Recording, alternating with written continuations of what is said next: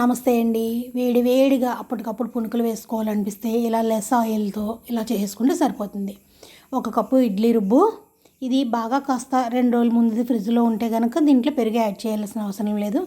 లేదంటే దీంట్లో ఒక హాఫ్ స్పూన్ మైదా, ఒక హాఫ్ స్పూన్ పెరుగు యాడ్ చేసుకుని బాగా కలిపేసుకుని రుచికి సరిపడా పచ్చిమిర్చి, క్యారెట్, కీర, కాస్త అల్లం, పచ్చిమిర్చి తరుగు అన్నీ వేసేసుకుని వీలైతే చిన్న కరివేపాకు రవ్వ కూడా వేసుకుని అలా ఒక 10 నిమిషాలు కలిపేసి పక్కన పెట్టేసుకోండి.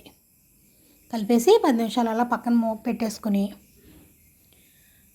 మీకు అదే ఫ్రెష్గా అప్పటికప్పుడు రుబ్బింది అయితే మటుకి ఒక హాఫ్ స్పూన్ పెరుగు వేసుకోండి.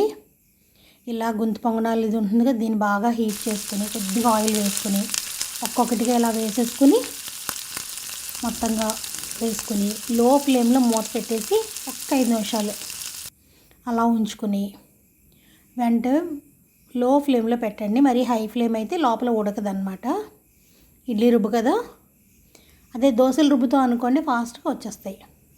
ఇలా వెంటనే టర్న్ చేసుకుంటూ మళ్ళీ ఒక్కసారి మూత పెట్టుకుని అలా టర్న్ చేసుకుంటూ కొద్దిగా ఆయిల్ సరిపోలేదంటే వేసుకోండి.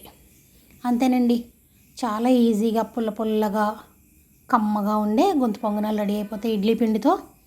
మీకు దీంతో అటుకులతో కూడా చేసేది ఉంది, దోశల రుబ్బుతో కూడా ఇలాగే చేసుకోవచ్చు.